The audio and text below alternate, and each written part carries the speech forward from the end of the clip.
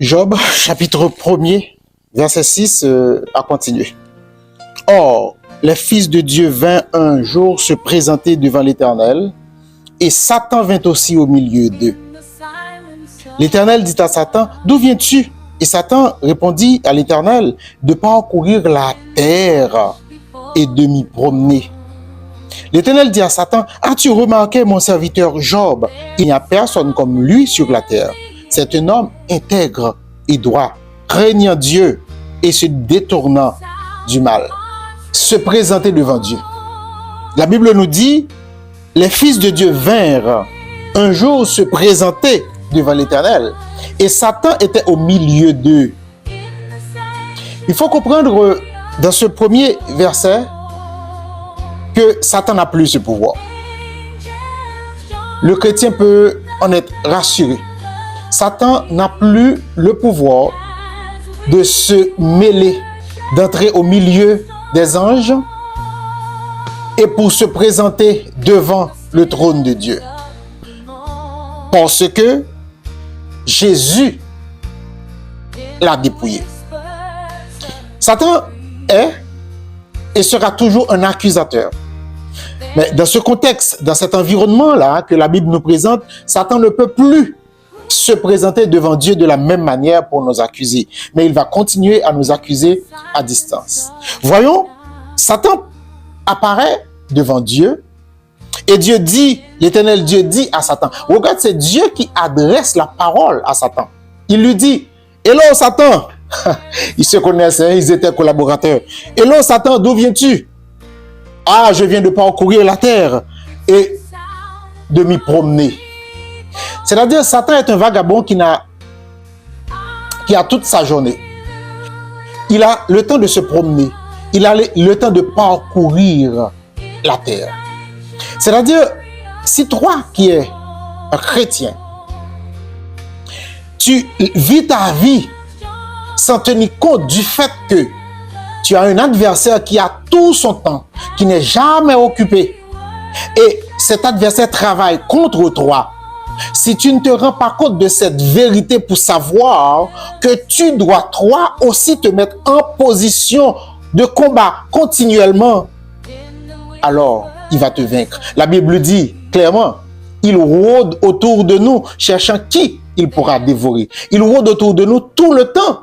Il essaie de trouver le moment idéal pour nous attaquer. Voyons ce que encore, voyons le reste du passage. L'Éternel dit à Satan, as-tu remarqué mon serviteur Job? Ce qui m'attire dans ce passage, c'est que c'est Dieu. C'est Dieu qui décide d'entamer la discussion au sujet de Job.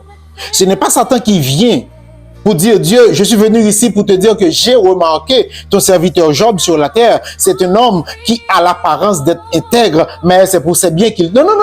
C'est Dieu qui ouvre la conversation. Mais il y a une raison pour cela, c'est parce que Dieu connaît les cœurs. Dieu connaît le cœur de Satan. Dieu sait déjà ce qu'il y a dans la tête de Satan. Dieu sait déjà que Satan a un plan pour Job. Mais Dieu apparaît en premier et dit, as-tu vu mon serviteur Job?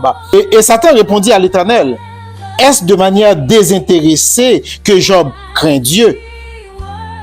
Ne l'as-tu pas protégé? Lui, sa maison et tout ce qui est à lui. Tu as béni l'œuvre de ses mains et ses troupeaux couvrent le pays. Mais étends ta main, touche à tout ce qui lui appartient et je suis sûr qu'il te maudit en face. Alors l'Éternel dit à Satan, voici tout ce qui lui appartient, je te le livre. Je te le livre, seulement ne porte pas sa main sur lui. Et Satan se retira de la face de l'Éternel. Voilà ce que nous disions tout à l'heure. Satan n'a pas perdu de temps pour aller exécuter cette mission. Parce que c'était pour cela qu'il était au milieu des enfants de Dieu. Dieu le savait. Dieu savait que Satan était là. Il venait pour quelque chose. Alors Dieu, n'ayant pas peur, Dieu sait qu'il peut compter sur son serviteur, entame la conversation, logiquement, entame la conversation avec Satan. As-tu vu mon serviteur Job? Je sais que c'est pour lui que tu es là. Je sais que c'est pour lui que tu es là. Alors il dit, mais pourquoi tu le donnes tout ça? Tu le donnes tout ça, c'est pour cette raison qu'il t'adore, qu'il te loue. Maintenant, est-ce que Dieu peut prendre cette chance de faire ce pari sur toi. Vous voyez ce niveau de pari que Dieu fait sur Job concerne ses biens. Beaucoup de ceux qui sont à l'église et qui se disent chrétiens le sont parce que, et Satan le sait, parce que les choses tournent bien, parce qu'ils ont un bon emploi, parce que les choses marchent bien. Qu'en est-il si tu perds tout ce que tu as? Qu'en est-il si tu perds tout ce que tu possèdes? Est-ce que Dieu peut toujours compter sur toi? Voilà, Satan est allé, il a frappé les biens de Job, sa famille. Et puis un beau jour, il est revenu. Job reste intact.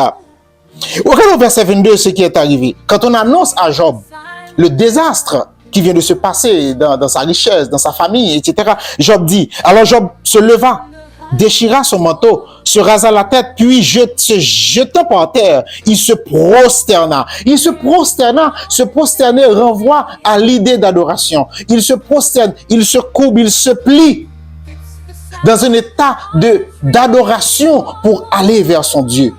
Quand nous apprenons des nouvelles désagréables au sujet de notre famille, comment est notre attitude?